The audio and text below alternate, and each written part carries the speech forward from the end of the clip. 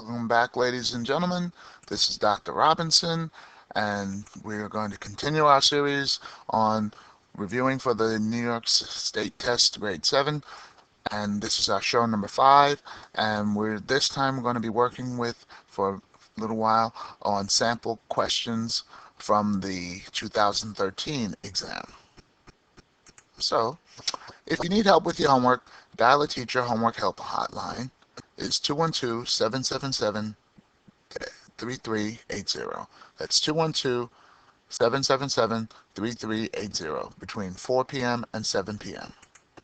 Don't forget to watch our show, Math Time, on Tuesdays at 4:30 p.m. through 5 p.m. on IO Cablevision at Channel 15. All right, let's get started. Andre rolls a fair numbered cube with faces labeled 1 through 6. He rolls the cube 300 times. Which result is most likely? All right, most likely. So it has a pretty good chance of happening. So let's see what's going on. So the first thing I notice, Andre is rolling a lot of times. So 300 times up here he's rolling. So that's a lot of rolls. When you roll like that, you're usually experimenting. So this would be experimental probability. So let's see what happens in choice A. Andre will roll a 1 or a 2 about 50 times. So out of the 300 times that he rolled, they're saying he could roll a 1 or a 2 about 50 times. Well, the probability of getting a 1 would be 1 out of 6, because there's only one 1 out of 6 numbers. The probability of getting a 2 would also be 1 out of 6, because there's only one 2 out of 6 numbers. If we combine that, because you can get 1 or 2, you'll get 2 out of 6, which is the chances of getting 1 or a 2. So you have a 2/6 chance or a 1/3 chance of getting 1 or a 2. So we want to know how many times would Andre get 1 or a 2 if he rolled it 300 times? Wow, a lot of rolling. So let's multiply 300 times 2/6, or 1/3 if you want. That'll give you 100. So that first statement, and it looks like the second statement are wrong, because you're going to get exactly 100 times, or about 100 times. So probability of getting a 1 or getting a 2 would be 2/6. If you multiply that, you would get approximately or exactly sometimes 100 of those outcomes that you're looking for. So A and B are incorrect. So let's keep going. Andre will roll an even number about 150 times. So let's see, even number. All right, even number. Even numbers are 2, 4, and 6. So that's 3 numbers out of 6 numbers, or half of the time Andre will get a even number. So if I take my 1/2 and multiply it by the number of trials that Andre did it, that's 300 times, I'll get 150. Now, does that mean I'm going to get exactly 150?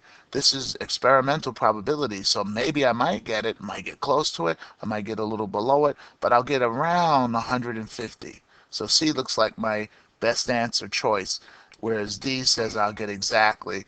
That's not true in experimenting. Sometimes you get it, sometimes you don't. So our answer would be choice C. Good luck rolling, Andre. We never know what you're going to get. Here's another question. What is the value of the expression 3/8 plus negative 4/5 plus negative 3/8 plus 5/4? All right, so we got a multiple choice question here. So let's see. First thing I notice, I see 3/8 repeated itself twice up here. So this 3/8 and this was the opposite over here, negative 3/8, I'm going to cancel them out because opposites, when you add up to 0. So 3/8 plus negative 3/8 added up to 0. So all I'm left with is negative 4/5 plus 5/4. And I'm going to teach you a trick in multiplying uh, with your these fractions here, that since people like to multiply a lot, I'm going to do a little cross multiplication and bottom multiplication. So first thing I'm going to do, I'm going to multiply 5 times 4, and that'll give me 20. And now I'm going to go across and multiply the 4 times the negative 4. And write that right up here. That'll give me negative 16. Then I'm going to go across 5 times this 5. That'll give me positive 25. So I have, that's messy, I have positive 25.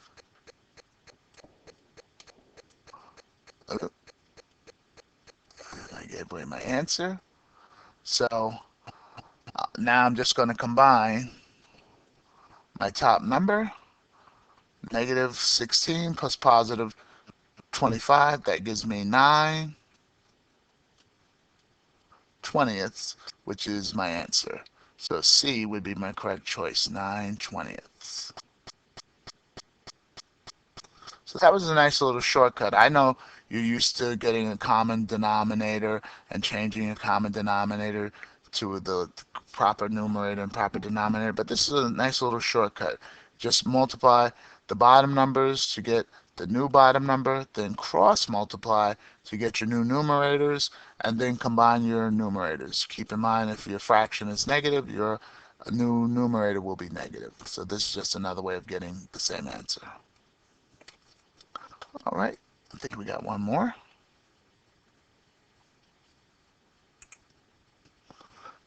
Sandra paid an electrician X dollars per hour for a 5-hour job plus $70 for parts. The total charge was $320. Which equation can be used to determine how much the electrician charged per hour? All right, and so we got an electrician who has made, it looks like, X dollars, some amount of money per hour. So every hour they made some money. Like if they made $5 an hour or $10 an hour, it'd be 10 times the number of hours that they worked.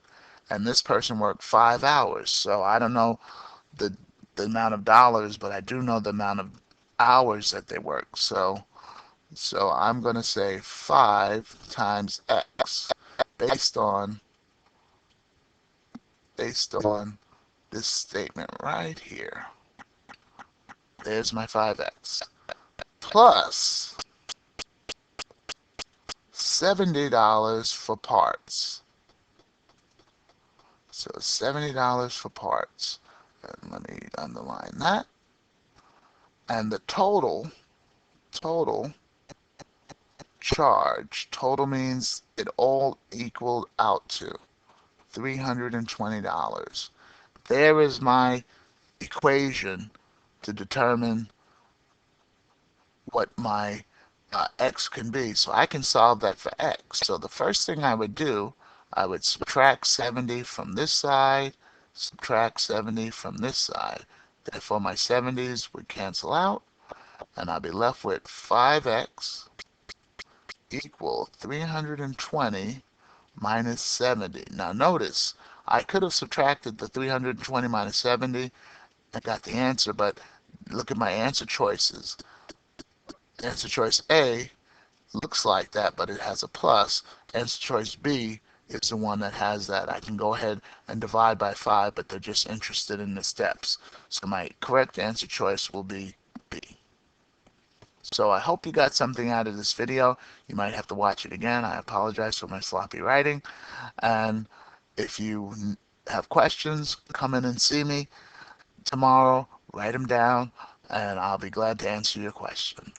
Remember, if you need help, dial a teacher hotline for homework help, whether it be math or any other subject, at 212-777-3380 between 4 and 7 p.m. Remember, math time on Tuesdays, 4:30 to 5 p.m., Cablevision, Channel 15. Here's where we're going to pick up next time. Very good question about the relationship between the length of the side of a square and the perimeter. So this is another release sample question, so see if you can give it a shot. So this is Dr. Robinson signing off. I will see you next time. Thank you for watching. Thank you for liking me on YouTube. Bye-bye.